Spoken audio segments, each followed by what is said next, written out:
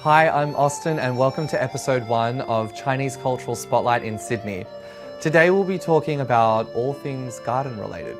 Now you might be wondering, Austin, what's so interesting about gardens?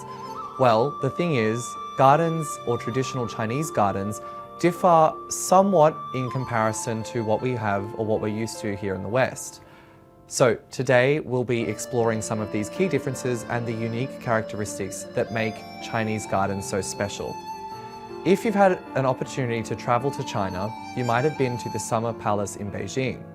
This is actually a royal garden and is really, I guess, a big version of what you could expect from a Chinese garden. There is a huge lake and lots of lilies, and of course those recognizable pavilions, or 亭子 in Chinese. If you've been to the south of China, you might have been to cities like Suzhou and Hangzhou and seen some of the private gardens there. Now those feel a little bit more secluded and they've definitely got that tranquility and peacefulness about them that is obviously so unique to Chinese gardens. They also have things like pavilions and ponds and also a bunch of lilies and a lot of greenery. Today we'll be having a look at one of Sydney's own Chinese gardens, and that's the Chinese Garden of Friendship. It'll be fantastic to sort of see these elements all together and also see how they combine different parts of Chinese culture all at once. So let's go have a look. Here, right in the center of Sydney, we're able to experience a classic and traditional Chinese garden with all of the unique characteristics. And that is at the Chinese Garden of Friendship, right here in Darling Harbour. We can see the characteristics right from the outside. On that blue board says 一园, which means the Chinese Garden of Friendship. You can also see this pair of lions out the front, which are used to protect the family and the garden itself. And you'll also start to notice that pavilions in the back are starting to peek around. However, if you look through the entrance, you'll notice that we can't see much, and that's because of those garden walls. So let's jump in and keep exploring. So here we are at our first site within the Chinese Friendship Garden, and as you can see behind me, often Chinese gardens will have a large wall or even fake mountains at the very front. Now this obviously obscures the view of the rest of the garden, but it will get you excited to sort of venture on in and see the scenery change as you venture down all of those little winding footpaths. So that is definitely a characteristic that I think is a huge difference between both the East and West when it comes to gardens.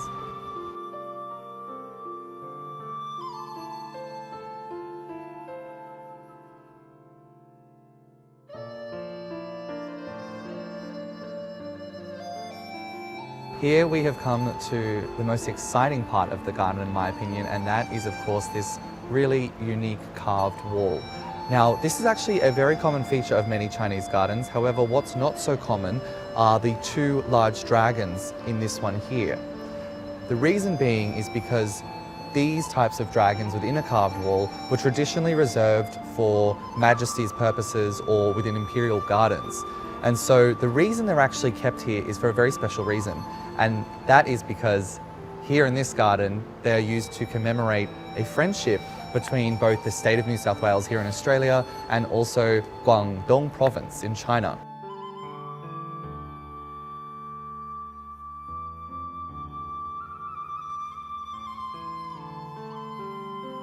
Another really exciting and fascinating part of Chinese gardens are of course these winding corridors which you'll see all around me.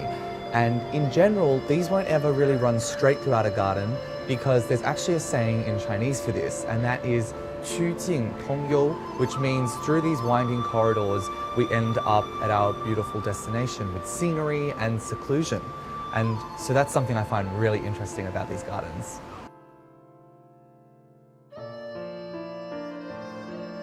Now, you've probably noticed one of the main structures within the Chinese garden, and these structures are in Chinese called 亭子, or in English pavilion. And the purpose of these is to provide visitors with a place to sit down and enjoy the beautiful scenery, while also being a place where you can enjoy tea or a discussion with friends or even listen to musical instruments.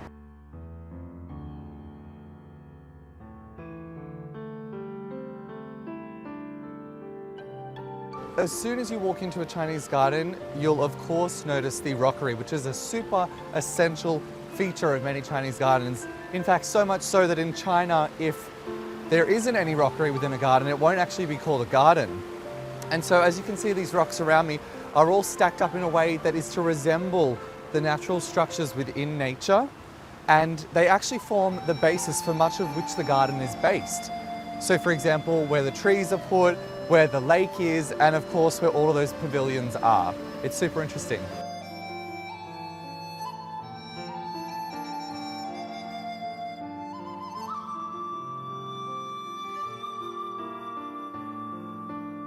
Chinese gardens are of course known for their scenery and landscape, and we've already discussed a really important element of that, and that is the rockery. But in harmony with that, of course, is the water, which you can see behind me. And this starts from the cascade at the very, very top of that rockery, that mountain that comes down right into this big, expanding lake. And it's really what brings the whole garden to life, is home to much of the life within the garden, including the lilies and the vegetation, and also those big koi fish that we see shimmering throughout the water every time you're visiting a Chinese garden.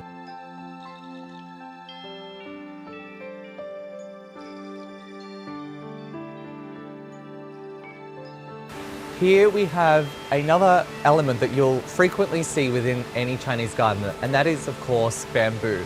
They represent in Chinese the word 君子, or a gentleman. And the reason is because not only is bamboo very robust and strong, but it is also just grows completely straight up. And so that's representative of the course that a gentleman would take, not being persuaded by things like power and money. And bamboo is also hollow in its center, which of course represents the humility, which is so important within Chinese culture.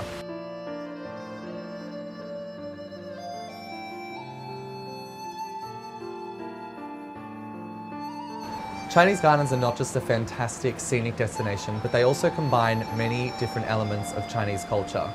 For example, Chinese philosophy of yin and yang is an important concept when designing the architecture of Chinese gardens, because it's important to make sure everything is in balance with the 5 elements, or 五行 in Chinese, including the wood, earth, fire, metal, and water, of course, with all of those elements that we saw today.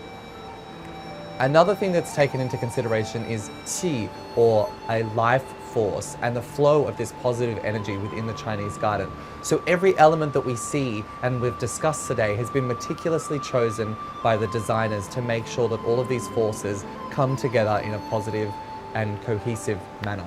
So if you want to check it out, make sure you visit the Chinese Friendship Garden within Sydney, and you can experience this all for yourself.